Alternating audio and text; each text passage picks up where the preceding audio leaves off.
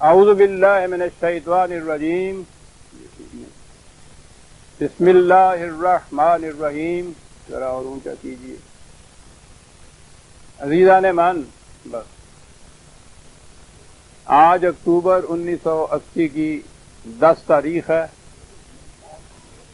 اور درس قرآن کریم کا آغاز سورہ صاد کی آیت 27ویں سے ہو رہا ہے یا 26ویں؟ 38/26. جی، سابقہ آیات میں سلسلہ کلام یہ چلا آ رہا تھا کہ حضرت داؤد علیہ السلام کے سامنے ایک مقدمہ پیش ہوا. میں نے آخر میں یہ عرض کیا تھا کہ یہ ایک مقدمے کی بات نہیں تھی. بنی اسرائیل یا یہودیوں کی قوم سرمایہ داری کی انتہا تھی ان کے اندر، اور سرمایہ داری کا تو بنیادی اصول یہ ہے، اس مثال کی روح سے، کہ جس کے پاس 99 دمبیاں ہیں اس کی انتہائی کوشش یہ ہوتی ہے کہ جس کے پاس ایک ہے وہ بھی اسی کے پاس آ جائے. یہ ہے بنیاد اس کی. مایا کو مایا ملے کر کر لمبے ہاتھ، لیکن یہ مایا کو مایا یوں ملتی ہے کہ بڑی مایا جو ہے وہ چھوٹی مایا کو اپنی طرف کھینچ لیتی ہے. تو یہ تھی وہ چیز جس کے لیے انہیں کہا گیا کہ معاشرے میں یہ اقتصادی یا معاشی اصلاح نہایت ضروری ہے. اور یہ تو اصلاح نہیں تھی، یہ تو انقلاب تھا، اور بہت بڑا انقلاب. یہ آپ اقتدار جو سنبھالے ہوئے ہیں ان سے تو پھر بھی لڑ کر جھگڑ کر فساد کر کے کچھ نہ کچھ چھین سکتے ہیں. یہ سرمایہ داری کا جو نظام ہے اس کو بدلنے کے لیے بڑی ہی عزم کی ضرورت ہے، بڑی استقامت کی ضرورت ہے. اور یہ جو ان کی مخالفت ہوتی ہے اس کا تو مقابلہ آج دنیا کی بڑی بڑی سپر پاور ان چند یہودیوں کے ہاتھوں بالکل نالا مجبور ہے، تنگ آ رہے ہیں. ان کی مرضی کے خلاف یورپ کی کوئی طاقت، امریکہ کی کوئی طاقت چند یہودیوں کی مرضی کے خلاف کوئی فیصلہ نہیں کر سکتی. اس قدر بے بس ہو گئے ہوئی ہیں سپر پاور جتنی بھی ہیں. کہنے کو پاور سپر وہ ہیں، لیکن وہ ہینڈل سارا ان کے ہاتھ میں ہے، یہ سرمایہ دار یہودی جو ہے. تو یہ تو بہت پرانی ریت ان کے اندر چلی آ رہی تھی. تو اس کے متعلق کہا گیا تھا کہ بڑی ہمت سے ان کے اس سرمایہ دارانہ نظام کو بدلنا ہے. تو یہ چیز کہنے کے بعد بات ہوئی کہ یا داؤد انا جعلنا کا خلیفۃ فی الارض، ہم نے تمہیں ملک میں اقتدار دیا ہے. تو پہلی چیز تو یہی ہے کہ یہ انبیاء کرام واز کہنے کے لیے نہیں آتے تھے، یہ ایک نظام قائم کرتے تھے. اور اس نظام کے متعلق یہ کہا کہ فاحکم بین الناس بالحق، لوگوں کے معاملات کے فیصلے. اب یہاں ہے وہ اصل چیز جہاں نظام خداوندی اور دنیا کا سیکولر نظام، اس میں حد امتیاز پیدا ہو جاتا ہے، تفریق پیدا ہو جاتی.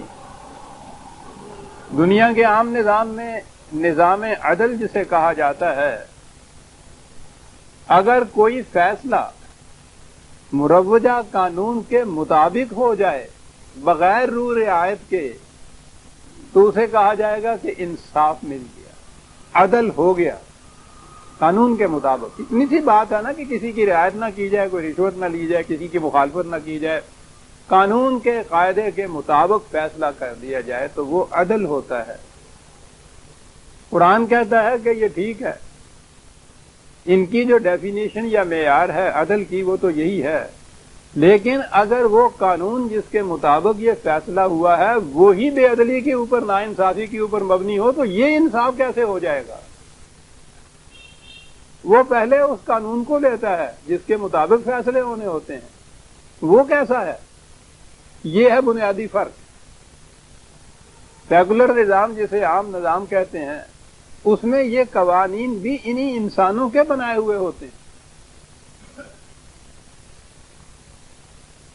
اور جب بھی انسانوں کی کوئی چیز بنائی ہوئی وضع کردی قائم کردہ ہوگا تو اس میں انسانی قلب کی رنگینی کی آمیزش تو ضرور ہو جائے گی۔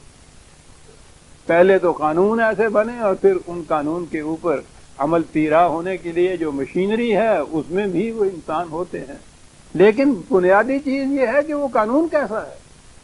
تو اسی لیے قرآن کریم نے جہاں جہاں عدل کے متعلق کہا ہے الحق اور بہی یعدلون، اس کے متعلق کہا ہے کہ عدل یہ ہے کہ الحق کے مطابق جو قوانین بنے ان قوانین کی روح سے فیصلہ کیا جائے تو وہ ہے جسے عدل کہا جائے گا۔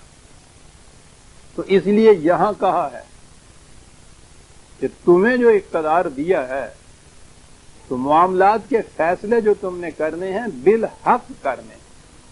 تو الحق جب آئے گی چیز تو پھر یہ تو وہی خداوندی ہے، اس کی روح سے جو قوانین، احکام، حدود، اقدار، اصول دیے جائیں ان کے مطابق فیصلے کرنے ہیں۔ اور اگلی چیز آگے کہ وَلَا تَتَّبِعِ الْهَوَىٰ، نہ اپنی خواہشات آرزوؤں کے مطابق کا اس میں اثر ہو، نہ کسی اور کی خواہشات کا اثر اس کے اوپر پڑے، آگے متاثر قطن نہ ہو، حق کے مطابق فیصلے کیے جاؤ، اپنے آپ کے خواہشات، اپنے جذبات کو بھی اس میں دخل انداز نہ ہونے دو، یہ عدل کے لیے ہے۔ اور لوگوں کے خواہشات یا ان کے مفاد کے مطابق خبر نہ سوچو، اس کا اتباع نہ کرو، الحق جو فیصلہ دیتا ہے وہ فیصلہ کرو۔ وَلَا تَتَّبِعِ الْهَوَىٰ فَيُضِلَّكَ عَن سَبِيلِ اللَّهِ، اگر تم نے اپنے یا دوسرے لوگوں کی خواہشات کا اتباع شروع کر دیا تو یہ چیز تمہیں صحیح راستے سے بہکا دے، پھر نہیں تم صحیح راستے پہ چل سکتے۔ ان الذین یضلون عن سبیل اللہ لہم عذاب شدید بما نسوا یوم الحساب۔ کیا بات ہے، جو لوگ بھی صحیح راستے سے بہک جاتے ہیں تباہی ہوتی ہے ان کے لیے، اور اس کی وجہ یہ بتائی ہے کہ کیوں بہک جاتے ہیں۔ بنیادی چیز ہے عزیزان من، تمام امراض کی جڑ ہے یہ بما نسوا یوم الحساب، وہ بھول جاتے ہیں کہ ہم نے اس کا کہیں حساب بھی دینا ہے۔ وہ حساب یہاں تک تو ہوتا ہے، اپنے سے اوپر کوئی بھی ہو، بہرحال وہاں تک ہی حساب ہوتا ہے نا۔ یہ مواخذہ اگر ہو بھی، صحیح نظام بھی اگر ہو کسی معاشرے کے اندر تو وہاں یہ مواخذہ، یہ حساب، یہ اکاؤنٹیبلٹی، یہ ذمہ داری اپنے سے اوپر کے انسان کی ہوتی ہے نا۔ آپ سے اوپر جو آفیسر انچارج ہے اس تک، اس سے اوپر آخر میں چلے جاؤ گے تو وہ مملکت کے جو سربراہان ہیں وہاں تک، تو انسانوں کے سامنے ہی ہوگی۔ اگر انتظام ایسا کر دیا جائے کہ وہاں مواخذہ نہ ہو تو پھر تو کوئی چیز نہیں جو آپ کو روک دے اس چیز سے کہ غلط فیصلے آپ نہ کریں۔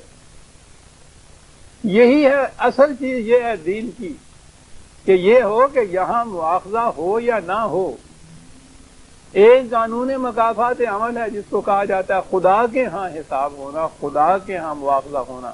نظام عدل ہے قرآن کریم کی روح سے، مکافات عمل کا جو قانون ہے اس کی روح سے وہ ہوتا ہے۔ یہ خدا کا قانون ہے اور وہ قانون جاری اور ساری ہے، کائنات کی ہر شے اس قانون کے مطابق روبہ عمل ہے۔ انسانوں کی دنیا میں اب یہاں یہ ایک چیز قرآن کریم کہتا ہے، ہم لوگوں نے تو خیر تحقیقی کیا کرنی ہے، ہم پہ تو صدیوں سے سوچ کے دروازے بند ہو چکے ہوئے ہیں۔ تحقیق کر رہے ہیں، تحقیق کرنے والے یورپ، امریکہ کے محققین، دانشور، انٹلیکٹ، سائنٹسٹ۔ قرآن نے کئی مقامات میں یہ کہا ہے کہ یہ جو خدا کا قانون مکافات عمل ہے کہ جو آپ کے دل میں گزرنے والے خیالات کا بھی مواخذہ کرتا ہے، جو بچ جاتے ہیں آپ جہاں انسانوں کی گرفت سے اس کا بھی مواخذہ ہوتا ہے۔ مواخذہ کیا ہوتا ہے؟ اس قانون کے مطابق فطری فعل ہے، عمل ہے اس قانون کا کہ وہ نتیجہ پیدا کرے۔ تو یہ بظاہر چیز ہمارے سمجھ میں نہیں آتی کہ اگر ایک شخص اسکیپ کر گیا ہے، نہیں پکڑا گیا، کچھ اس نے انتظام کر لیا ہے یا دل میں گزرنے والے جو خیالات ہیں، تو ان کا محاسبہ کس طرح سے ہوتا ہے، کس طرح والی بات جو ہے وہ ہمارے سمجھ میں نہیں آتی۔ قرآن جو بات کہتا ہے، میں نے کہا ابھی اس تک تو تحقیق پہنچی نہیں، وہ کہتا یہ ہے کہ وَمَا خَلَقْنَا السَّمَاءَ وَالْأَرْضَ وَمَا بَيْنَهُمَا بَاطِلًا۔ یاد رکھو، یہ خارجی کائنات جو ہے یہ یوں ہی باطل نہیں ہم نے پیدا کی، بیکار نہیں پیدا کی، یہ ایک مقصد کے لیے پیدا کی ہے۔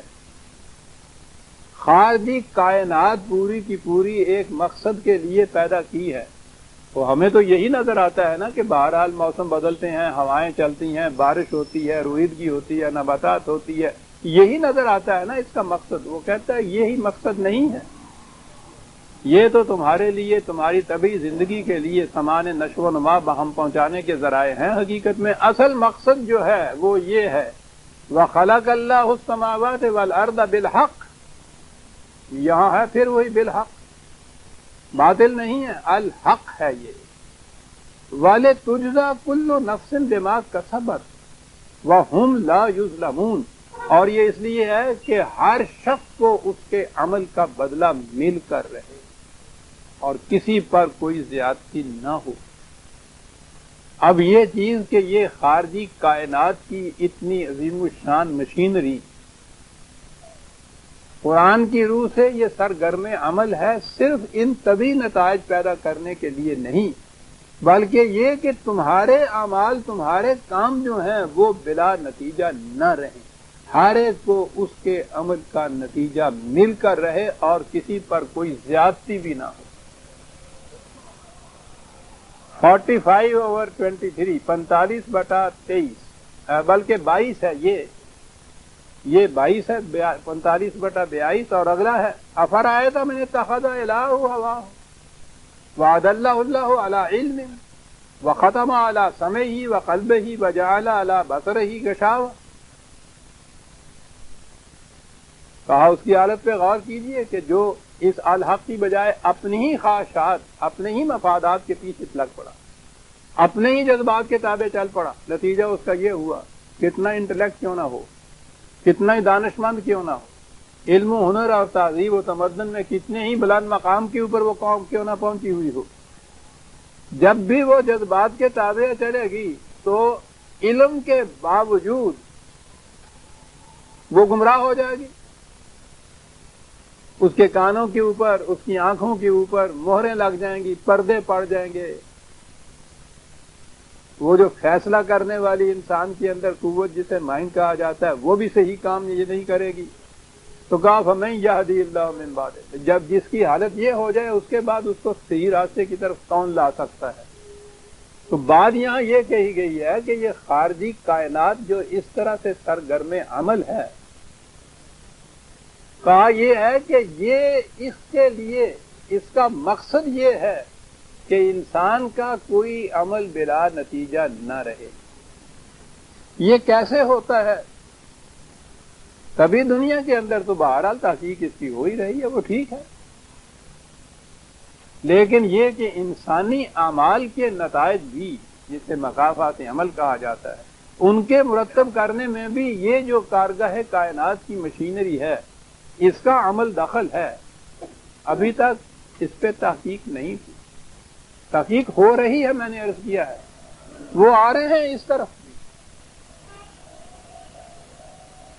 قرآن نے کہا یہ ہے کہ یہ کارگاہ کائنات کی مشینری ہم نے یوں ہی، باطل کے معنی ہوتا ہے تقریبی نتائج پیدا کرنا یا بیکار رہنا کسی چیز کا، نتیجہ ہی نہ پیدا کرنا، کہا یہ نہیں، اور نتیجہ یہ بتا دیے جو میں نے ابھی عرض کیا ہے، اور کئی مقامات میں بھی ہے اس کی یہی آیتیں یا اس قسم کی آیتیں کہ یہ انسانی اعمال کے نتائج مرتب کرنے کے لیے یہ مشینری سرگرم عمل ہے۔ بہرحال اسی ایمان سے تو بات آگے چلتی ہے ہماری کہ انسان کا کوئی عمل بلا نتیجہ نہیں رہ سکتا، اس کا محاسبہ، اس کا مواخذہ، اس کے عقوبت ضروری ہوتی ہے۔ اور اگر کوئی یہ سمجھتا ہے کہ نہیں صاحب بس ہم نے اپنے ہنر مندی سے انتظامات کر لیے ہیں کہ ہم کسی کی گرفت میں نہیں آئے، ذالک ظن الذین کفروا، یہ کفر ہے، یہ کفر ہے، اور یہ ان کا اپنا ظن ہے، ظن باطل ہے، جو سمجھتے ہیں کہ ہمیں کوئی نہیں پکڑ سکتا، ہم نے انتظام یہاں کر لیا ہے، پکڑنے والی مشینریوں کو یا ساتھ ملا لیا ہے یا ڈیوب کر دیا ہے ان کو، ہم کوئی نہیں پکڑ سکتا۔ فویل للذین کفروا من النار، تباہی کا جہنم ہے ان لوگوں کے لیے۔ اب دو قسم کے گروہ سامنے آ گئے، ایک تو وہ کہ جن کا یہ ایمان ہے کہ یہ بات اگر سر دست ہماری تحقیق میں نہیں آئی کہ یہ کس طرح کر رہا ہے، یہ سلسلہ کائنات یہ عمل کیسے کر رہا ہے، نہ ہو۔ ایمان ہمارا یہ ہے کہ انسان کے دل میں گزرنے والے خیالات جو ہیں وہ بھی نتیجہ پیدا کرتے ہیں، جسے محاسبہ یا مواخذہ کہتے ہیں، اس کے معنی ہے نتیجہ پیدا کرنا، نتیجہ پیدا کر کے رہتے ہیں۔ یہاں پیدا نہیں ہوتا، زندگی یہاں ختم نہیں ہو جاتی، زندگی آگے چلتی ہے، نتیجہ پیدا ہوگا، یہاں نہیں پیدا ہوتا وہاں ہوگا، تو زندگی میں تو تسلسل ہے۔ ایک تو یہ، اور دوسرے یہ ہیں کہ جو یہ سمجھتے ہیں کہ یہ دنیاوی نظام ہے، یہ قانون کا، عدل کا، اس میں سے ہم کسی طرح سے انتظام کر لیں کہ بچ جائیں اپنے جرائم سے، تو پھر کوئی مواخذہ نہیں ہے، ہمارا کچھ نہیں بگڑ سکتا۔ کہا دو قسم کی یہ گروہ ہو گئے۔ کہا ام نجعل الذین آمنوا وعملوا الصالحات کالمفسدین فی الارض ام نجعل المتقین کالفجار۔ کہو یہ دو گروہ ہیں، ایک یہ گروہ ہے جو یہ ایمان رکھتا ہے، دوسرا وہ ہے جو اس سے انکار کرتا ہے۔ اب یہاں تو یہ بات ایسی عظیم کہی ہے، کہا کیا تم سمجھتے ہو کہ یہ دونوں گروہ ان کی زندگی جو ہے فی الارض کہا ہے، قیامت کے دن کی زندگی کو تو چھوڑ دیجئے کہ وہاں تو بہرحال ہم کہتے ہی ہیں کہ ہاں صاحب یہ مجرم جہنم میں جائیں گے اور یہ متقی پرہیزگار جنت میں جائیں گے، وہاں وہ فی الارض کہہ رہا ہے کہ کیا تم سمجھتے ہو کہ یہ دو گروہ جو ہیں یہاں اسی دنیا کے اندر دونوں کی زندگی ایک جیسی ہوگی؟ کیا جو ان قوانین کی نگہداشت کرنے والے قوم ہے، افراد ہیں، کیا وہ ان جیسے ہو جائیں گے کہ جو ان کے ٹکڑے ٹکڑے کر کے رکھ دیتے ہیں اس قانون کو، جو مانتے ہی نہیں ہیں اس کو؟ کہو دونوں کی زندگی یکساں ہو سکے گی؟ سوچیے عزیزان مان، کتنی بڑی امتیازی چیز کہ جسے ہم دعویٰ کر کے کہتے ہیں ایمان والے، ہمارے صالح والے، یہ مومنوں کی جماعت جسے اب ہم مسلمان کہہ کے دھوکہ دے لیتے ہیں آپ نے، وہ کہتا ہے کہ ان کی زندگی اور ان کی زندگی ایک جیسی ہوگی نہیں۔ تو ٹھیک ہے، آپ یہ کہیں گے ایک جیسی نہ ہونے کا تصور ہمارا بھی ہے نا، کہ ہم ذلیل و خوار رہیں گے، ان کی جوتیاں کھاتے رہیں گے، وہ ڈنڈے برساتے رہیں گے، دیکھ لیجیے ایک جیسی تو نہیں ہے نا۔ ٹھیک ہے، ایک جیسی نہ ہونے کے متعلق یہ بھی تو بات ہے نا، اور نہیں ہے، سیدھی سی بات ہے، لیکن وہ تو بھاگنے نہیں دیتا۔ وہ کہتا ہے جب ہم نے کہا ہے کہ ایک جیسی نہیں ہے تو ہم تمہیں بتا دیتے ہیں کہ اس سے مراد کیا ہے، اپنے آپ کو فریب میں نہ رکھو۔ وَلَن يَجْعَلَ اللَّهُ لِلْكَافِرِينَ عَلَى الْمُؤْمِنِينَ سَبِيلًا، اس کے معنی یہ ہیں کہ اس کے نہ ماننے والے کبھی مومنوں پہ غالب نہیں آ سکیں گے۔ یہ ہے جو کہا ایک جیسی زندگی نہیں ہوگی۔ قرآن عزیزہ نے من اگر ایمان ہے اس چیز کا تو پھر سوچئے کہ ہم کہاں کھڑے ہیں۔ معاذ اللہ، یا تو یہ کہیے کہ میں یہ شاعری تھی، یہ کر دی اللہ تعالیٰ نے، اور اگر یہ حق ہے جو کہا گیا ہے تو پھر سوچ لیجئے کہ ہمارا شمار کس میں ہوتا ہے۔ قرآن کہتا ہے وَلَن يَجْعَلَ اللَّهُ، یہ ہو نہیں سکتا کہ اللہ ایسا کر دے کہ کفار کبھی مومنین پہ غالب آ سکیں، یہ ہو نہیں سکتا۔ 4/141 اس نظام کے متعلق تو اس نے کہا ہے لَيُظْهِرَهُ عَلَى الدِّينِ كُلِّهِ، دنیا کے ہر نظام کے اوپر اس کو غالب آنا ہے، اور یہ چیز کہ ہو ہی نہیں سکتا۔ یہ اب جو کہا گیا کہ کیا ان دونوں کی زندگی ایک جیسی ہوگی، تو آپ سمجھ میں بات آ گئی کہ وہ جو کہا ایک جیسی نہیں ہوگی اس کے معنی کیا ہے، ایک جیسی نہیں ہوگی۔ یہ ایک جیسی ان کی جو ایمان والے ہیں، جن کو جو کہا کہ یہ اس قدر غالب ہوں گے، وہ اعلان کہا ہے قرآن نے، تو سب سے بلند اور سب سے بڑے غلبے والے، انتم الاعلون ان کنتم مؤمنین۔ یہ کیسے ہوگا؟ یہ کس چیز کی وجہ سے ایسا ہوگا؟ کہا کتاب انزلناہ الیک مبارک، یہ کتاب دنیا بھر کی برکات اس کے اندر موجود ہے۔ برکت ہوتی ہے یہ جو برسات کے بعد یہ گھنی قسم کی یہ روئیدگی ہوتی ہے نا، جو جس کی سبزی سیاہی مائل ہو جاتی ہے، بڑی گھنی قسم کی جو ہوتی ہے، اس قسم کی پیداوار جو ہوتی ہے وہ برکت کہلاتی ہے۔ یہ کتاب کے جو اس قسم کے نتائج پیدا کرنے والی ہے، اس کا اتباع جب وہ لوگ کریں گے تو اس کا نتیجہ یہ ہوگا۔ لیکن کتاب دی گئی کاہے کے لیے؟ جتنا ہم پڑھتے ہیں شاید ہی کوئی اور پڑھتا ہوگا اس کتاب کو، اپنی کتاب کو۔ وہ کہتا ہے کہ یہ پڑھنے والی بات صرف نہیں، لے یو دب معاف رکھیے، مبارکن صحیح چھپا ہوا نہیں ہے، مبارکن لے یدبروہا آیاتہ وَلِيَتَذَكَّرَ أُولُو الْأَلْبَابِ، کتاب ہے جس پہ غور و تدبر کیا جائے گا، عقل و فکر سے کام لیا جائے گا، اور یہ ان لوگوں کو صحیح رہنمائی دے گی، اولو الالباب، صاحبان عقل و بصیرت۔ بلکہ میں نے کئی دفعہ بتایا ہے، یہ جو الباب کا لفظ آتا ہے وہ ہمارے ہاں لب لباب کہتے ہیں نا، کہ جی اس کا لب لباب یہ ہے، پنجابی جنہوں کہنے نا تت کڈیا ہوا، عقل کا لب لباب ہوا اس مقام کے اوپر عقل و فکر سے کام لینے والے، تدبر اور غور سے یہ ارباب فکر و دانش، وہ جو غور و تدبر سے اس قرآن کو پڑھیں گے، اس قرآن پہ عمل، تو یہ ہے ان کو یہ قرآن وہ رہنمائی دے گا جس کا نتیجہ برکات ہوں گی، جس کا نتیجہ یہ ہوگا کہ پھر اس جو نہیں ماننے والے ان قوانین کو وہ کبھی ان کے اوپر غالب نہیں آ سکیں گے۔ تدبر شرط تھا۔ یہ جو سازش ہوئی ہے اس قوم کے ساتھ، اس کے لیے تفصیل تو لمبی چوڑی ہے، اس کا نقطہ ماسکہ ایک ہی ہے عزیزان من، کہ ان کے اوپر سوچ کے دروازے بند کر دی۔ جب بھی سوچ کے دروازے بند کیے جائیں گے تو وہ قوم انسان سے حیوانات کے درجے کے اوپر آ جائے گی، اور جب حیوان کے درجے پہ آئے گی تو کوئی بھی ہوگا قوت والا جس کے ہاتھ میں ڈنڈا ہوگا وہ ان کو آگے لگا لے گا۔ ساری تاریخ ہماری یہی، سوچ کے دروازے بند، قرآن کو بامانے پڑھنے کی مخالفت ہو رہی ہے۔ یہ سارا یہ حافظ ناظرہ قرآن جتنا یہ پڑھا جا رہا ہے، یعنی معنی تک قرآن کے نہیں معلوم، پڑھتے چلے جا رہے ہیں، صرف معنی ہی معلوم نہیں، وہ تو یہ کہتا ہے تدبر ہے اس کے اوپر، اولی الالباب ہیں، ان کی سمجھ میں یہ بات آ سکے گی۔ انتہائی عقل و فکر کی روح سے اس قرآن سے یہ رہنمائی کے طریقے، یہ صراط مستقیم کے نشانات اس سے حاصل کرنے ہوں گے۔ یہ ہے اس طرح قرآن کے لیے یہ دیا ہے۔ اب وہ پھر حضرت داؤد علیہ السلام کا جو قصہ تھا اس سے آگے چلا ہے ان کے بیٹے حضرت سلیمان علیہ السلام، وَوَهَبْنَا لِدَاؤُودَ سُلَيْمَانَ، ان کا بیٹا سلیمان۔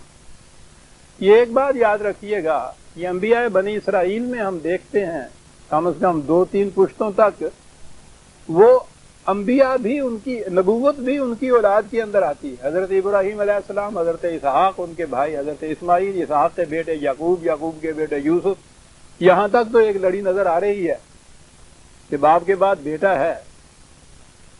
ان کے پاس بادشاہتیں بھی تھی لیکن اصل بات تو نبوت کی ہے، تو نبوت تو ایسی چیز ہے نہیں، وہ اقتصابی طور پہ کوئی حاصل نہیں کر سکتا اپنے کسب و ہنر سے، کہ جائے کہ وہ وراثتاً آ جائے کسی کے پاس، وراثتاً تو یہ آ ہی نہیں سکتا۔ حضرت ابراہیم علیہ السلام نے تعمیر کعبہ کے بعد جو دعا کی تھی کہ یا اللہ یہ چیز ہمیں دینا، یہ میرے دینا، اس نے اللہ تعالیٰ نے کہا کہ ٹھیک ہے ہم نے تمہاری دعا قبول کر لی، ہم یہ دیں گے۔ اس کے بعد انہوں نے حضرت ابراہیم علیہ السلام نے کہا وَمِن ذُرِّيَّتِنَا، میری اولاد کے متعلق کیا حکم ہے، ان کو یہ ملتی رہے گی۔ ہٹ سے کہہ دیا لا ینال عہد الظالمین، محض اولاد کا ہونا، کسی کا اولاد میں ہونا، یہ کوئی چیز نہیں ہے ہمارے ہاں، شے ہی نہیں ہے، یہ طبعی چیز ہے، فزیکل ایکشن ہے۔ پروکریشن کو اس سے کیا تعلق؟ بالکل نہیں۔ ان میں سے اگر کوئی شخص جو ہے ظلم کی راہ اختیار کرے گا تو ہم کبھی اس سے عہد نہیں یہ کرتے کہ محض تمہاری ضروریت میں ہونے کی وجہ سے اس کو یہ کچھ ہم کر دیں، قطعاً نہیں ہے۔ قرآن اس چیز کو کاٹنے کے لیے ہے کہ نسلی امتیاز کوئی شے نہیں ہے دنیا کے اندر۔ تو یہ جو چیز تھی کہ یہ انبیاء اس طرح سے آئے تھے، یہ نہیں تھے کہ ان کے بیٹے تھے اس لیے یہ نبی ہو گئے، انہوں نے نبوت بھی وراثت میں پا لی، یہ بات نہیں تھی۔ وہ تو خدا کا جو معیار ہے، نبوت کا جو تھا معیار، اس معیار کے مطابق یہ چیز تھی کہ یہ لوگ جو تھے اس معیار کے اوپر یہ پورے اترے اور ان کو ملتی گئی نبوت۔ حضرت یوسف علیہ السلام کے بعد ہم دیکھتے ہیں ذکر ہی نہیں آتا کہیں، ادھر حضرت اسماعیل علیہ السلام کے بعد عرب کے اندر ہم دیکھتے ہیں ذکر ہی نہیں ہے کسی نبی کا۔ تو ذریت کی تو بات ہی کچھ نہیں، نسل پرستی کی کوئی چیز نہیں کہ دری راہ فلاں ابن فلاں چیزیں نہیں۔ ہر فرد اپنے میرٹ کے اوپر کسی چیز کا مستحق ہو سکتا ہے۔ تو یہ جو آتے ہیں یہ کہ وہ حضرت داؤد کے بیٹا سلیمان، تو یہ بیٹے ہونے کی جیز سے مملکت تو مل سکتی تھی شاید، اور قرآن کی روح سے تو وہ بھی نہیں مل سکتی، وراثت میں نہیں آ سکتی۔ تو نبوت کا تو سوال ہی نہیں ہے کہ کسی کو یہ جتنی چیزیں نبوت، اور نبوت تو پھر آپ اس کے بعد تو ختم ہی ہو گئی، لیکن جب نبوت جاری بھی تھی تو اس میں معیار یہ نہیں تھا۔ میں اس لیے یہ عرض کرتا ہوں کہ یہ عام طور پہ ہوتا ہے کہ صاحب ان انبیاء بنی اسرائیل تو باپ کے بعد بیٹے میں نبوت آیا کرتی تھی، تو وہ اس لیے نہیں آتی تھی کہ بیٹے ہوتے تھے، نبوت کے وہ مستحق ہوتے تھے معیار خداوندی کی روح، اور یہ معیار کیا ہے وہ خدا جانتا ہے۔ واللہ یختص برحمتہ من یشاء، ہم مختص کرتے ہیں اپنی اس نبوت کی رحمت کے لیے اپنے پروگرام کے مطابق جسے ہم اس کا اہل سمجھتے ہیں۔ خصوصیت کیا ہے جس کے لیے یہ بتایا؟ نعم العبد، وہ میں نے کہا کہ سب سے بڑی خصوصیت جو قرآن بتاتا ہے کسی انسان کی، وہ عبودیت ہے خدا کی، خدا کا عبد ہونا۔ اور یہ جو مقام عبودیت ہے، اطاعت کی انتہا، وہ نبی کے اوپر جا کے منتہا ہوتی ہے۔ نبی کا سب سے بڑا امتیاز، خصوصیت بتائی ہے کہ وہ عبد ہوتا ہے خدا کا، اور پھر باقی مومنین بھی عباد ہوتے ہیں اس کے، لیکن نبی کو خاص طور پہ کہا جاتا ہے اشہد ان محمد عبدہ و رسول۔ تو بڑی چیز جو ہے نعم العبد، نہایت عمدہ عبد۔ کیسے وہ عبد بنا تھا؟ انہ اواب، ہر معاملے میں وہ تیزی سے ہماری طرف آتا تھا، ہمارے قوانین کی طرف آتا تھا، ہر فیصلے سے پہلے وہ یہ دیکھتا تھا کہ خدا کا ارشاد اس بات میں کیا ہے۔ جب یہ چیز ہر فیصلے کے متعلق دیکھے تو اس سے زیادہ بہتر اچھا عبد اور کون سا ہو سکتا ہے۔ حضرت سلیمان علیہ السلام میں نے بتایا ہے، تاریخ بتا رہی ہے کہ شوکت سلیمانی، سطوت داؤدی بنی اسرائیل میں ہی نہیں بلکہ تاریخ عالم میں بھی اس کی مثال کم ملے گی، اتنی بڑی عظیم شوکت تھی ان لوگوں۔ حضرت سلیمان علیہ السلام، قرآن بتاتا ہے کہ، اور تاریخ بتاتی ہے کہ یہ علاقہ تو یہی تھا نا، فلسطین کا علاقہ، شام کا علاقہ، یہ تھا۔ ان کے ہاں کے پہاڑی قبائل جو تھے وہ بڑے جفاکش تھے، اور یہ ہوتے ہیں پہاڑی قبائل، یہ تو زرعی معیشت جو ہے نا، یہ ہل چلا کے اس میں سے پیدا ہو جانے والی، یہ ہل بھی نہیں چلانا پڑتا، اس میں ذرا آدمی سست ہو جاتا ہے۔ یہ پہاڑی علاقوں کے لوگوں کو بڑی محنت کرنی پڑتی ہے، روٹی کے لیے بڑی محنت کرنی پڑتی ہے۔ تو پہاڑی علاقے کے لوگ بڑے جفاکش تھے، اور یہ عام طور پر کسی کے قابو نہیں آتے۔ یہ ہمارے ساتھ پہاڑی علاقے کے جو لوگ تھے، آپ دیکھتے ہیں کہ ان کے متعلق بھی انگریز کے زمانے سے کیا ہوتا چلا آیا، یہ جلدی سے قابو نہیں آتے۔ حضرت سلیمان علیہ السلام نے ان پہاڑی علاقوں کے جو لوگ تھے ان کو بھی اپنے قابو کیا ہوا، بڑی چیز۔ پھر اسی علاقے کے اندر یہ ایسے خانہ بدوش قبائل بستے تھے جو گھوڑے پالتے تھے، میں نے حضرت داؤد علیہ السلام کے قصے میں بھی بتایا تھا، اور گھوڑوں کا لشکر اس زمانے میں بڑی اہمیت رکھتا ہے۔ پھر حضرت سلیمان علیہ السلام نے تو بحری بیڑا بھی اپنا تیار کیا، کشتیاں تھیں تو بادبانوں سے ہی چلتی تھیں، لیکن وہ بڑی بڑی عظیم کشتیاں تھیں، ان کی بھی مثال دوسری مملکتوں میں نہیں ملتی تھی۔ تو یہ کچھ تھا ان کے ہاں، ان کے متعلق ذکر آ رہا ہے، اذ عرض علیہ بالعشی حاصلات الجیاد، گھوڑے دلچسپی اتنی لیتا تھا، یہ خدا کا اب تھا نا، دوسروں پہ ہی ساری ذمہ داری نہیں تھوپ رکھی تھی، ذاتی طور پہ ایک ایک چیز کو دیکھتے کہ وہ پچھلے پہر وہ گھوڑے دو صفتیں ان کی بتائی ہیں، ساخنات اور جیاد۔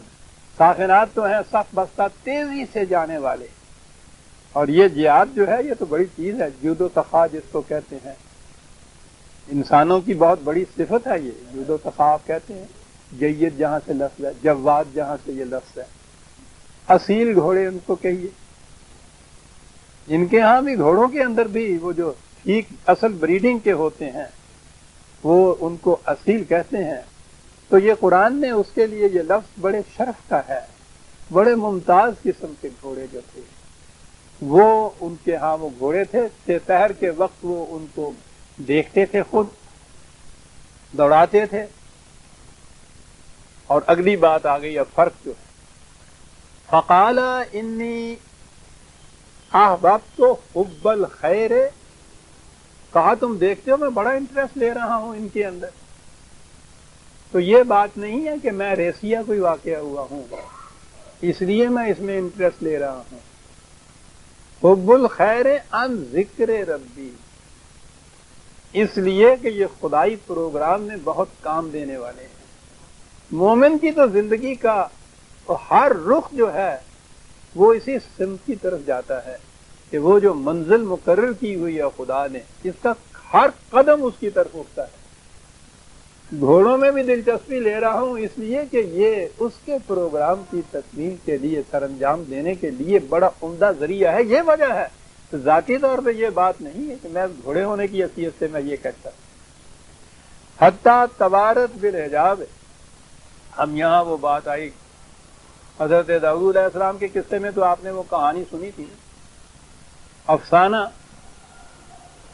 کوئی نبی بھی ایسا نہیں چھوڑا ہمارے ہاں ان لوگوں نے، تورات میں کچھ افسانہ ہوا اور ہمارے ہاں اس کے اوپر تضمین ہوئی جسے کہتے ہیں شاعری کے اندر، اور افسانہ در افسانہ پھر چلتے۔ سوچا کسی نے نہیں کہ کن شخصیتوں کے متعلق ہم یہ کہہ رہے ہیں۔ نعم عبد قرآن کہتا ہے، ابواب ان لوگوں کو کہہ رہا ہے۔ بہرحال پہلے میں سمجھتا ہوں پچھلی دفعہ میں نے پہلے وہ افسانے بیان کیے تھے پھر مطلب بیان کیا تھا۔ یہ بات صاف سی ہے کہ وہ جب تیز دوڑ نکل گئے، دور نگاہوں سے بھی پوشیدہ ہو گئے، تو انہوں نے کہا آدمیوں سے کہ انہیں ذرا واپس لاؤ، سب کو یا ان میں سے جو آگے تیز دوڑ گئے ہوں گے۔ قرآن اتنی جزیات نہیں دیتا، بات تو یہ کرتا ہے کہ کتنا زیادہ انٹرسٹ لیتے تھے۔ وہ دیکھ لیجئے کہ ہم ذکر ربی وہ یہ کہہ رہے ہیں، اس مقصد کے لیے ہے، وہ جو یہ گھوڑے پالے بھی ہیں ان میں دلچسپی بھی لے رہے ہیں۔ کہا کہ ان کو ذرا واپس لے آئیے، واپس لائے۔ فتفے کا مسحن بالسوق والعناق، وہ آئے اور انہوں نے، یہ تو عام طور پہ آپ دیکھیں گے گھوڑا جیت کے آئے، کسی طرح سے آئے، ریس کا بھی گھوڑا ہو یا دوڑ میں آنے والا بھی ہو، مالک آتا ہے اس کو پکڑتا ہے، وہ تھوڑی سی گاجر کھلاتا ہے، تھپکی دیتا ہے، ہاتھ پھیرتا ہے جسے کہتے ہیں نا گھوڑے پہ، اور وہ کہتے ہیں کہ ایک مالک کا ہاتھ پیار سے پھیرا ہوا ہوتا ہے، تکان ہوتا رہتا ہے گھوڑے کی، کہ وہ آئے گھوڑے اور یہ گئے، انہوں نے ان کو تھپکی دی، عیال پہ تھپکی دی، وہ پنڈلیوں کے اوپر ان کے تھپکی دی، تھپایا اس کو ذرا سا۔ بات بالکل صاف تھی، لیکن صاحب پھر اس میں لطف پیدا تو نہیں ہوتا، وہ زیب داستاں ہونی چاہیے۔ اس زیب داستاں کے لیے پھر یہ سوچتے نہیں ہیں کہ اس میں جو ہمارے ہاں جن کو ہم کردار یا ایکٹرز معاذ اللہ یا ہیرو بناتے ہیں ان کے متعلق ہم کرتے کیا ہیں؟ جی ہاں، کہا یہ گیا ہے کہ حضرت سلیمان علیہ السلام وہ اتنے جذب ہوئے ان گھوڑوں کے اس تماشے میں کہ ان کی عصر کی نماز قضا ہو گئی۔ اب انہیں اس کا اس قدر صدمہ ہوا، انہوں نے کہا کہ واپس بلاؤ، بجایا ان کو۔ بعض روایتوں میں تو ہے کہ یہ 1000 تھے گھوڑے، بعض میں ہے 20,000 تھے گھوڑے۔ ان کو بلایا اور اس غصے میں کہ ان کی وجہ سے میری نماز قضا ہوئی ہے، تلوار ہاتھ میں لی اور ان کو کاٹنا شروع کر دیا۔ 20,000 یا باقام کم 1,000 وہ جتنے بھی تھے اصیل گھوڑے جیاد جن کو قرآن کہتا ہے، کہتا پتہ نہیں کہاں کہاں سے اکٹھے کیے ہوئے، کس مقصد کے لیے؟ ذکر ربی کے لیے یہ اکٹھا کیا ہوا ہے رسالہ۔ قصور ان کا کیا ہے؟ ان کی وجہ سے میری نماز کیوں قضا ہو گئی؟ ٹیلی فون کا کنیکشن نہیں نا جدوں ملتا تمہیں 2-4 واری تے پھر جدوں غصہ آਉਂਦਾ نا تو جڑے ہینڈل نال تھا مار دے ਉਹਦੇ ਉੱਤੇ کچھ تے اوتھے نقص ہوندا، باقی اپنا تسی توڑ سکتے ہیں۔ سریع الغضب آدمی عام طور پہ آپ دیکھیں گے یہ کچھ کرتا ہے۔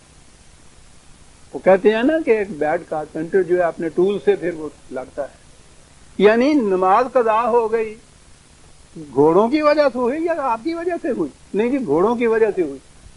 سزا کیا دی جائے گی؟ سب کو کاٹ دیا جی، 1000 گھوڑا یا 20,000 گھوڑا، یعنی وہ ایک نماز عصر کی تو قضا ہوئی ہوگی، گئی ان کی محض اس لیے کہ دیکھتے رہے۔ یہ جو 10,000 یا 20,000 کے کاٹنے کا وہ تو سال بھر کی نمازیں قضا ہو گئی ہوں گی، یعنی آپ سوچئے کتنے وقت میں ان کو کاٹا ہوگا انہوں نے تلوار سے۔ خوش ہو گئے افسانے والے کے ساتھ، نماز کی یہ اہمیت ہے۔ ایک نماز اگر قضا ہو جاتی ہے کسی طرح سے تو وہ پرواہ نہیں کرتے، 20,000 گھوڑا اپنے ہاتھ سے قتل کر دیتے ہیں۔ سبحان اللہ، بنا دیا کچھ نہیں کہ کس شخص کے متعلق، کس شخصیت کے متعلق کہہ رہے ہیں۔ اور یہ عام آدمی کے متعلق بھی کہا جائے تو آپ سوچئے کہ کیا اس کے متعلق رد عمل ہوگا کہ اس کا، میں تو کہنا نہیں چاہتا کہ برگزیدہ شخصیت ہیں آپ کے، ان روایات سے، ان حدیثوں سے آپ انکار کیجئے تو منکر حدیث، کفر کا فتوی کیجیے۔ تو بات تو اتنی سی جو انہوں نے کہی ہے، اتنی سی بات تھی جس سے افسانہ کر دیا، اور افسانہ دار افسانہ۔ حضرت سلیمان علیہ السلام کے بعد ان کا بیٹا جو تھا وہ نالائق سا تھا، وہ سلطنت کو سنبھالنے کے قابل نہیں تھا۔ وہ ان کے بعد جو تخت نشین ہوا، تخت پہ آیا، بڑی بغاوتیں پھیلی، کرو بیٹی شکریہ، بڑا نالائق تھا۔ قرآن نے یہاں اس جگہ اتنا ہی صرف کہا ہے وَلَقَدْ فَتَنَّا سُلَيْمَانَ وَأَلْقَيْنَا عَلَىٰ كُرْسِيِّهِ جَسَدًا، وہ اس کے تخت پہ، اس کی کرسی پہ، اس کی اقتدار کے اوپر جو بیٹھا، ایک ہی لفظ ہے جنوں اسی کہنے نا مٹی کا مادو سی، یہ ہے ایک محاورے کی کہ بس وہ سمجھیے ایک جسد تھا، ایک پیکر سا تھا، ایک آب و گل کا ایک مجموعہ سا تھا، بھائی انسانیت کی بات ہی کوئی نہیں تھی۔ جسد کہا ہے قرآن نے، اس کو کیا بات ہے، ایک لفظ میں بات ساری کہہ گیا۔ وہ شکل و صورت ساری انسان جیسی تھی اس کا، بس جسم ہی جسم تھا، وہ کچھ نہیں تھا، اور وہ اس کے تخت کے اوپر اس کے بعد اس کا وہ وارث بنا۔ یہ بہت بڑی چیز تھی حضرت سلیمان علیہ السلام کے لیے، بڑی وجہ کوفت تھی یہ بات کہ اس کے بعد یہ چیز ہوگی۔ تو آگے تو یہ چیز ہے کہ اس کے لیے اس نے ہمارے ہاں دعائیں کی، آرزویں کی، کوشش بھی کی ہوگی۔ اب 2 چیزیں آپ دیکھ لیجیے، ایک تو یہ کہ یہ اس قسم کا بیٹا یہ کیسے پیدا ہوا ان کے ہاں۔ بخاری شریف کی حدیث روایت کرتے ہیں حضرت ابو ہریرہ، کہتے ہیں کہ حضور اقدس صلی اللہ علیہ وسلم نے ارشاد فرمایا، میری بیٹیوں حجاب ہے، مجھے معاف رکھنا، حدیث ہے جو بیان کر رہا ہوں۔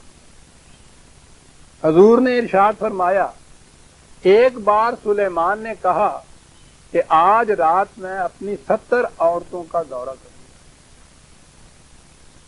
روایتیں 2-3 جگہ مختلف ہیں، تعداد ان میں الگ الگ ہے، حتیٰ کہ 100 تک بھی تعداد ہے۔ 100 عورتوں کا دورہ کروں گا، اور ہر عورت حاملہ ہو کر ایک ایسا شاہ سوار پیدا کرے گی جو راہ خدا میں جہاد کرے گا۔ 100 عورتوں کا، یا کم از کم اس روایت کی روح سے 70 عورتوں کا ایک رات میں دورہ کروں گا، اور ان میں سے ایک ہر عورت ان میں سے ایک شاہ سوار جنے گی جو خدا کی راہ میں جہاد کرے گی۔ حضرت سلیمان کے ساتھی نے لکھا ہے، یعنی فرشتے، اس نے کہا کہ انشاءاللہ کہو، لیکن حضرت سلیمان نے نہ کہا، انشاءاللہ نہ کہا۔ نتیجہ یہ ہوا کہ کوئی عورت حاملہ نہ ہوئی، صرف ایک عورت کے آدھا بچہ پیدا ہوا۔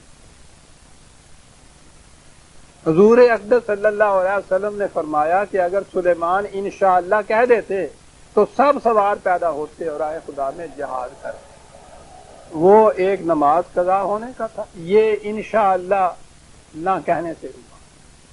یہ تھا وہ آدھا بچہ جس کے متعلق کہا کہ وہ پھر تخت پہ بیٹھا تو وہ جسد تھا بے روح۔ اتنا ہی نہیں کہ یہیں تک ہی ہو جائے کہ وہ نالائق بیٹا بیٹھا تھا، یہ دوسرے مقام پہ بھی یہ ذکر آتا ہے۔ 34/14 میں حضرت سلیمان علیہ السلام کا بھی ذکر ہے۔ فَلَمَّا قَضَيْنَا عَلَيْهِ الْمَوْتَ مَا دَلَّهُمْ عَلَى مَوْتِهِ إِلَّا دَابَّةُ الْأَرْضِ تَأْكُلُ مِنْ سَأَتِهَا فَلَمَّا خَرَّ تَبَيَّنَتِ الْجِنُّ أَنْ لَوْ كَانُوا يَعْلَمُونَ الْغَيْبَ مَا لَبِثُوا فِي الْعَذَابِ الْمُهِينِ۔ بات صاف ہے کہ ان کے بعد جو ان کا بیٹا بیٹھا، یہاں وہاں جسد کہا ہے، یہاں دابا کہا ہے۔ دعویٰ کے معنی ہوتا ہے یوں ہی سانس لینے والا، کوئی حیوان بھی ہو اس کو قرآن عربی زبان میں اور قرآن کریم میں دعویٰ کہا جاتا ہے، جو زمین پہ پاؤں رکھ کے زمین کو دبا کے یوں چلنے والا ہو، کہنا وہ دعویٰ تھا، حقیقت میں وہ جسد تھا، بے روح پیکر تھا۔ وہ تخت کے اوپر بیٹھا، آہستہ آہستہ گھن کھائی لکڑی کی طرح اس نے اس تخت کو کر دیا۔ تو وہ جو وہاں جن کو یا کہا گیا نا، وہ جن، وہ پہاڑی صحرائی علاقے کے لوگ جن کو حضرت سلیمان کی اقتدار نے محروم رکھا ہوا تھا، تو ان کو معلوم ہوا بعد میں کہ یہ تو بڑا ہی کمزور اور بڑا نالائق ہے۔ تو انہوں نے افسوس کیا کہ اگر ہمیں پہلے معلوم ہوتا تو ہم کبھی بھی اس کی محکومیت اختیار ہی نہ کرتے، ہم اس کی اطاعت۔ مجھے دفن نہ کرنا، ایسا کرنا کہ یہی جو میرے کپڑے ہیں شانہ خدود وغیرہ اسی طرح سے پہنا کے، اور مجھے غالباً یہی ہوگا کہ کوئی شیشے کا ایک کیس ہوگا جس میں سے نظر آتے رہیں، جیسے شو ونڈوز ہوتے ہیں، اس قسم کے کیس کے اندر مجھے کھڑا کر دینا، یہ میرا عصا ہے، یہ میرے یوں یہاں دے دینا اور میں وہاں کھڑا رہوں گا، اور تم لوگوں نے یہ مشہور کرنا کہ اسی طرح سے یہ زندہ ہیں، سب کچھ دیکھ رہے ہیں، یہیں سے فرمان اپنے جاری کریں گے۔ تو انہوں نے تخت پہ بیٹھنے کی جگہ اب یہ ایک چیز جو ہے یہ اس طرح سے وہ کھڑے ہیں۔ تو وہ یہ جو انہوں نے، میں کچھ اس قسم کے الفاظ کہنا نہیں چاہتا، بہت سے آ رہے ہیں ذہن کے اندر، تو وہ وہاں اس طرح سے وہ کھڑے رہے اور یہ سارے جتنے تھے وہ اطاعت کرتے رہے، یہ سمجھ کے کہ یہ زندہ کھڑے ہیں۔ کہنے لگے رہا تو یہ بڑا کامیاب یہ ان کے ہاں کی اسکیم جو تھی، لیکن دیمک لگ گئی اس روٹی کو، وہ جو یوں رکھی ہوئی تھی، بھائی یہ رہ گئی بات، دیمک نے اس کو کھا لیا، گھن لگ گیا اس کو، یا دیمک لگ گئی یا گھن لگ گیا، وہ لکڑی جو تھی وہ کھوکھلی ہو کے کمزور ہو گئی، اور ایک دن وہ کڑم سے جو گری لکڑی گری تو لکڑی کے ساتھ ہی وہ بھی گرے، وہ گرے تو یہ سارے جتنے تھے انہوں نے کہا ارے دیکھو تو صحیح، ہم اس کی اطاعت کر رہے تھے، ہمیں پہلے پتا ہوتا تو ہم کبھی بھی اطاعت نہ کرتے، تو سارے سرکش ہو گئے۔ چلیے صاحب یہ بھی قصہ ہو گیا، پیدا ہوا وہ بیٹا ایسے، اور یہ مرنے کے بعد یہ انبیاء کرام کی سیرت آپ کے سامنے پیش کی جا رہی، شرف و تکریم انسانیت کے معراج کبریٰ کے اوپر جو فائز ہوتے۔ بہرحال مجھے آگے بڑھنا چاہیے۔ قال رب اغفر لی وہب لی ملکا لا ینبغی لأحد من بعدی انک انت الوہاب۔ کہا میں اپنی طرف سے تو پوری کوشش کرتا ہوں، تیری رحمت و برکت بھی شامل حال ہو تو اس قسم کی مملکت ہو جو میرے بعد بھی کسی کو نہ ملے، اتنا انتظام ایسا کر دے۔ کہا ہم نے اس کی زندگی میں تو یہ کچھ کیا، یہ اب آگے آتا ہے کہ کیا کچھ شوکت اور حشمت جو تھی سلیمان کی کتنی بڑی تھی۔ فسخرنا لہ الریح تجری بامرہ رخاء حیث اصاب۔ میں نے کہا تھا کہ انہوں نے کشتیوں کا بیڑا اپنا بنایا تھا، بادبانوں سے جو چلتی تھی، بڑی چیز تھی اس زمانے کے اندر۔ کشتیوں کا بیڑا بھی تھا ان کا. وَالشَّيَاطِينَ كُلَّ بَنَّاءٍ وَغَوَّاصٍ. اب شیاطین آیا تو انہوں نے تو تھا بس. وہ کہتا شیطان بھی جو تھا کٹھے کیے ہوئے. اب شیطان تو وہ ایک ہی کہتے ہیں, اب یہ جمع کے صیغے آ جاتے ہیں یہاں شیاطین. وہ کہتے ہیں کہ صاحب جی اس کے لاؤ لشکر جو ہیں ان کو بھی ساتھ یہ کہا جاتا ہے, ورنہ شیطان تو وہ ایک ہی ہے نا ان کے ذہن میں. بات آ گئی, بعد میں سے نکل آئی, کبھی سوچا نہیں انہوں نے کہ شیطان کا مقام کیا مقرر کرتے ہیں. شیطان کے متعلق یہ ہے نا کہ دنیا میں جہاں کہیں کوئی بھی انسان ہے وہ شیطان ایک ہی ہے نا. جہاں کہیں بھی کوئی انسان دنیا میں ہے اس کے ساتھ وہ شیطان ہوتا ہے, بہکاتا ہے اس کو. تو گویا دنیا میں جہاں انسان ہے ہر جگہ وہ شیطان موجود ہوتا ہے. اور قرآن کریم میں صرف اللہ تعالیٰ کی یہ صفت ہے ہوا معکم اینما کنتم, کہ جہاں انسان کہیں ہوتا ہے خدا کے ساتھ ہوتا ہے. اندازہ لگائیے عزیزان ایمان, کبھی سوچا انہوں نے کہ ہم کیا کر رہے ہیں؟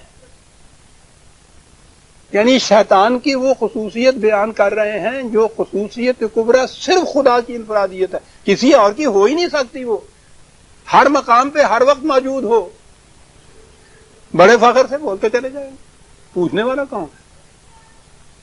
شیاطین, میں نے عرض کیا ہے نا کہ قرآن کریم یہ سرکش گروہوں کے جو سرغنے ہوتے ہیں, شیطانہ کے معنی ہوتا ہے یہ شعلہ اٹھنے والی چیز. شیطان ہوتا ہی وہ ہے کہ جو سرکش ہو جاتا ہے قوانین خداوندی, اقدار خداوندی سے سرکشی کا نام ہے. ہر انسان اپنا شیطان آپ ہوتا ہے. یوں ہی اس کے جذبات احکام خداوندی, اقدار خداوندی سے سرکشی برتیں, وہ شیطان ہوتا ہے. یہ نہیں ہے کہ ایک شیطان ہے وہ ہر انسان کے ساتھ ہر جگہ ہوتا ہے. ہر انسان کے اندر شیطان اس کا ہوتا ہے. قوانین خداوندی کے تابع رکھے تو یوں کہیے کہ وہ ملکوت ہوتا ہے, اس سے سرکشی برتے وہ شیطان ہوتا ہے. تو یہ جتنے بڑے بڑے سرغنے سرکش قوموں کے قبائل کے ہوتے تھے ان کو شیاطین کہتے تھے. سرکش کہتے ہیں بڑے بڑے سرکش سرغنے ان اقوام کے. سلیمان نے ان کو بھی مطیع فرمان بنا رہا تھا. کیا وہ کیا کرتے تھے یہ شیطان؟ بنائن قواسن, معمار تھے ان کے. ہیکل سلیمانی آج تک اس کے کھنڈرات آپ دیکھیے, اب تو خیر مٹ چکے ہوئے ہیں. بڑی بڑی عمارتیں جو تھیں بنائی ہوئی تھی, اتنے اتنے بڑے پتھروں کی عمارتیں, عقل حیرت ہو جاتی ہے, حیران رہ جاتی ہے کہ کرین تو ہوتے نہیں تھے اس زمانے میں, کیسے یہ لوگ بناتے تھے. یہ تھے پہاڑی قبائل, بنائن تھے, معمار تھے ان کے کام, غواسن تھے, سمندروں میں غوطے لگاتے تھے شیطان ان کے لیے. وآخرین مقرنین فی الاسواد, اور جو ان میں سے اس پہ بھی سرکشی اختیار کرتے تھے تو ان کو وہ جکڑ دیتا تھا. اب یہ سارا کچھ بتائیں گے آپ کو پتہ, نقش سلیمانی کہتے ہیں وہ ورد وظیفے حضرت سلیمان علیہ السلام کے زمانے کے, وہ جادو کے ٹوٹ کے اسم اعظم کہ وہ ایسے کرتے تھے, وہ لکیریں کھینچ دیتے تھے, اس کو حصار کہتے ہیں. یہ ان کے ہاں عامل جو ہیں قرآن کے ان کی یہ اصطلاح ہے کہ وہ جو کہا ہے نا کہ ان کو سلیمان وہ زنجیریں پہنا دیتا تھا, بیڑیاں پہنا دیتا تھا, تو وہ کہتے ہیں وہ اس کے گرد حصار ایک کر دیتا تھا. جو سرکشی اختیار کرتا تھا اس کو اس طرح سے وہ جگڑتا تھا. ہاذا عطاؤنا, یہ ساری قوت یہ طاقت جو تھی ہماری عطا کردہ تھی.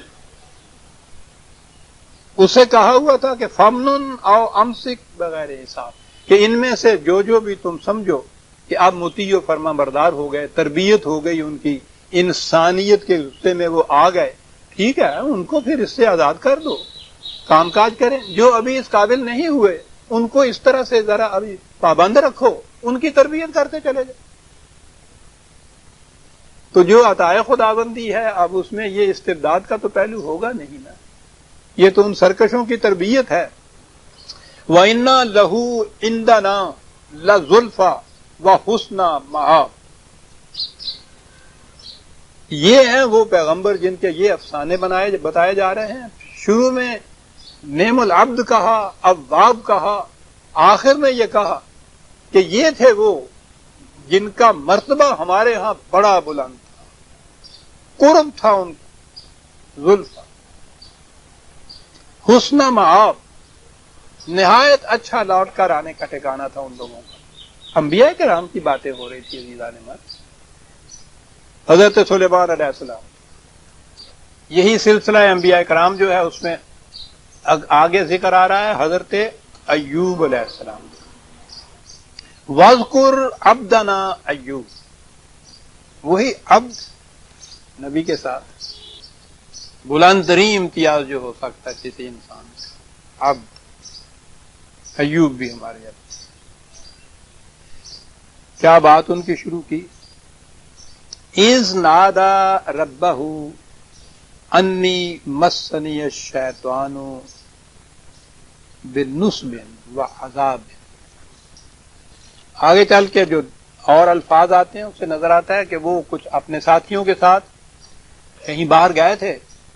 قرآن ان جزیات تک تو نہیں جاتا، بات تو اتنی سی کرتا ہے جس میں کوئی ہمارے لیے نصیحت پوشیدہ ہوتی ہے۔ تو وہاں ایسا نظر آتا ہے کہ وہ بچھڑ گئے اپنے ساتھیوں سے، اکیلے رہ گئے۔ اس اکیلے رہنے کے وہاں انہیں کہیں سانپ نے ڈس لیا۔ تو ویسے ہی سانپ کا ڈسنا ہی بڑی چیز تھی، پھر تنہائی بھی تھی اس کے ساتھ۔ سانپ ڈسنے کے بعد بڑی شدت کی پیاس لگتی ہے، کہتے ہیں شاید اس کے زہر کی وجہ سے یا خون نکلتا ہے، یہ بھی چیز ہوتی ہے۔ اب قرآن نے یہاں کہا ہے کہ وہ انہوں نے خدا کو پکارا کہ مجھے شیطان نے مس کر لیا ہے، پیاس کی شدت ہے، تکلیف بڑی ہے شیطان۔ اب یہ تو شیطان کے معنی شیطان ہی رہتے ہیں۔ اور حیرت ہے کہ یہ سارے تفسیر لکھنے والے بھی عرب تو تھے کم از کم، انہی کی تفاسیر موجود ہیں۔ یہ کوبرا سانپ جو ہے، فنیر جو فن والا سانپ جو ہے، یہ عرب اس کو شیطان کہتے تھے۔ وہ وہاں توہم پرستیاں ان کے ہاں جو تھی نا، یہ دیوتے بنے ہوئے، یہ وہ تو آج کل بھی وہ کہہ رہے ہیں کہ اس کے فن کے پیچھے انسانوں کے نقش ہوتے ہیں، وہ اخباروں میں نکل رہا ہے۔ تو آپ سوچئے کہ اس زمانے میں ان کے سامنے اگر ایسے ہیں، ایک تو یہ تھوہر جو ہوتی ہے وہ تھوہر ہی وہ سانپ فنی تھوہر کہلاتی ہے، ناگ فنی بلکہ۔ تو وہ جو ناگ فنی تھوہر کہلاتی ہے، اس قسم کا جو ناگ تھا جس کا وہ فن ہوتا تھا اوپر، کوبرا جسے ہم کہتے ہیں، وہ اس کو شیطان کہتے تھے۔ سرمایہ دار کے متعلق قرآن نے یہ تشبیہ دی ہے کہ ہوس زر میں اس کی ایسی کیفیت ہوتی ہے جیسے سانپ نے کسی کو ڈس لیا ہو اور وہ تڑپ رہا ہو، پیاس لگی ہوئی ہو اتنی زیادہ، پیے جائے پانی اور پیاس بجھے نہیں، بڑی عمدہ تشبیہ ہے۔ لیکن یہاں تو وہی بات انہوں نے کہی۔ یہاں میں نے یہ کہا ہے کہ انہوں نے کہا ہے کہ مجھے یہ ہوا ہے، تکلیف ہے، شدت ہے، درد ہے۔ دوسرے جگہ یہاں قرآن نے بیان کیا ہے، وہاں بات صاف ہو گئی ہے۔ 21/83 21/83 میں نے عرض کیا ہے نا کہ قرآن سمجھنے کا طریقہ یہ ہے کہ دیکھو دوسرے مقام پہ وہ بات کیا کہتا ہے۔ ایوب اذ نادى ربه انی مسنی الضر، یہاں لفظ صاف کہہ دیا ہے کہ سخت مضرت کی چیز ہے، بڑی تکلیف دہ چیز ہے۔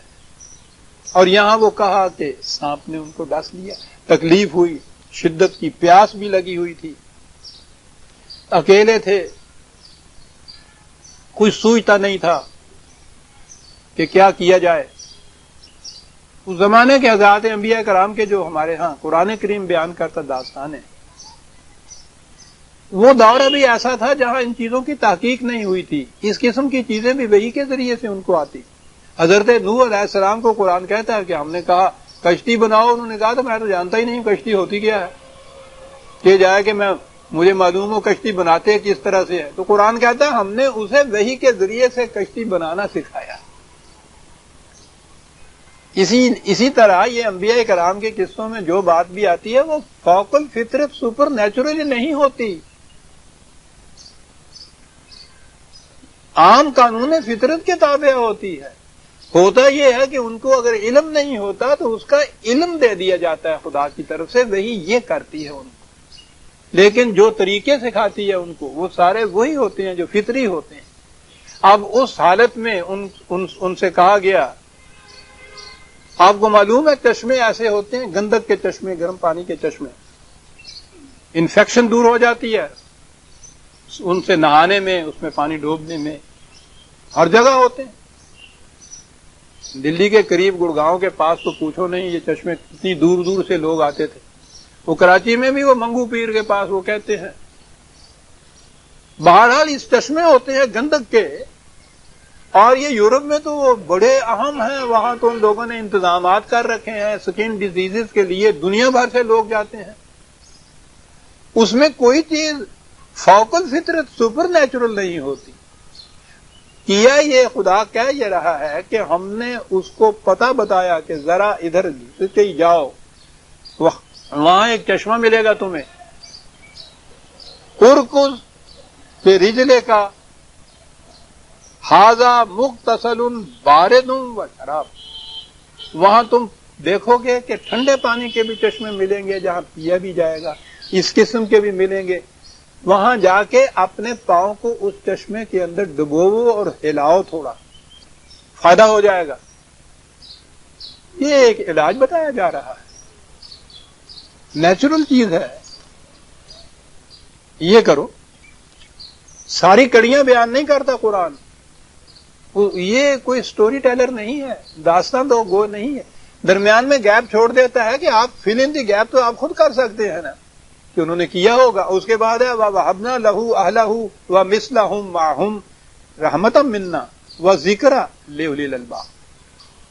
اس کے بعد جو تھوڑا بہت باقی رہ گیا تھا، بعد میں جو آفٹر ایفیکٹس ہوتے ہیں، اس کے لیے اگلی آیت میں ہے کہ کیا کیے، لیکن اتنے میں وہ چلنے پھرنے کے قابل ہو گئے۔ کہنے کے اتفاق ہے کہ وہ جو باقی ان سے چھوٹ گئے تھے اس کے اپنے لوگ، وہ بھی اس کے ساتھ اس کو مل گئے، اور پھر وہ اس قابل بھی ہو گیا کہ چل پھر بھی سکرے۔